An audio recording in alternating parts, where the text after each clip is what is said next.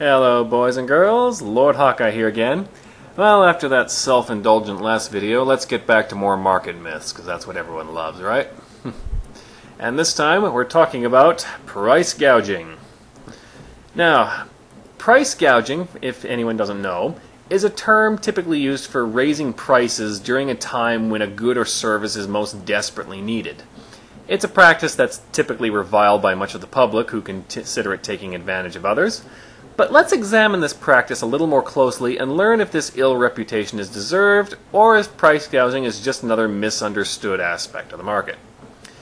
Now, there's two actual questions to consider when you think about price gouging. One, is it immoral?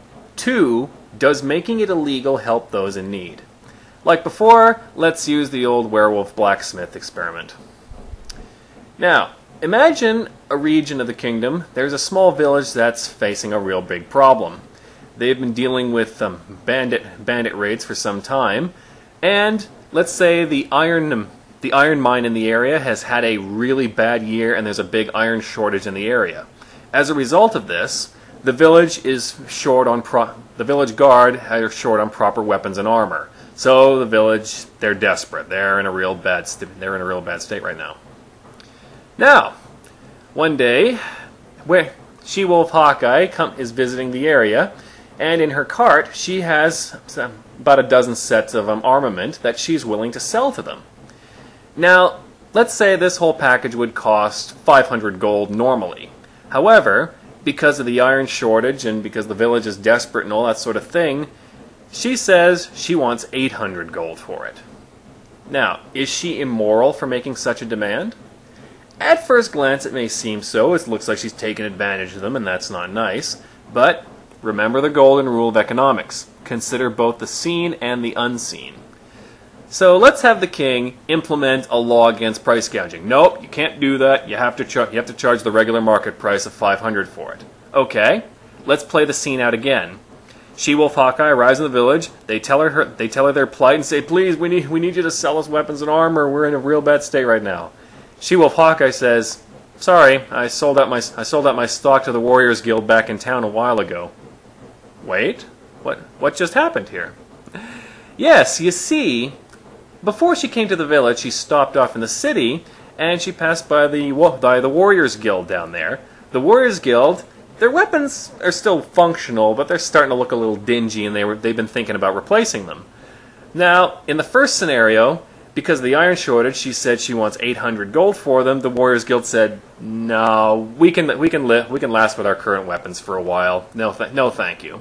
And so She-Wolf Hawkeye kept moving and came to the village, who were in a much worse state, and said, "No, we'll pay the 800. We'll pay whatever it takes, but we need to have them." So you see what's happened here? When you create this law that caps the price so she can't price gouge, the resources don't go to where they're most needed. They just go to whoever got there first. You tell me, does that sound like a good way to help the needy? Also consider this. What if the village did pay the 800 gold? She-Wolf Hawkeye just made a huge profit, so what would she be motivated to do? Get back to her home and immediately get to work on more weapons and tools to sell to the area, because obviously it's a hot spot. And heck, what if other blacksmiths caught wind of this? What do you think they'd do? They'd also get to work on the areas, get to work on making weapons and tools for the area, and they'd probably undercut She-Wolf Hawkeye too, since they can still make a huge markup even then. And also, if you cap the price at 500, would they be so motivated to get weapons here if they weren't allowed to sell them for a markup? Not really. So all you would do is prolong the shortage even further if you did that. You haven't actually helped anyone. So, no, She-Wolf Hawkeye is not immoral for price gouging, since she is not initiating the use of force or fraud on anyone. The village is free to turn her down or try to make a deal if they so desire. Maybe she'll be convinced, maybe not. And if you're still not convinced that it's not immoral, did making it illegal actually help anybody? Well, what causes price gouging? Shortages. Either the demand has gone up, or the supply has gone down, or possibly both. Making it illegal does not address this. It doesn't do anything. So at best, all you're doing is missing the real target, and at worst, you're just making the problem worse. Remember the bread lines? Well, that's where they came from. So next time you see someone charging dearly for something during a crisis, remember that somewhere out there, there's a buyer who needed it enough to pay that price and is certainly grateful to have had the chance to get it.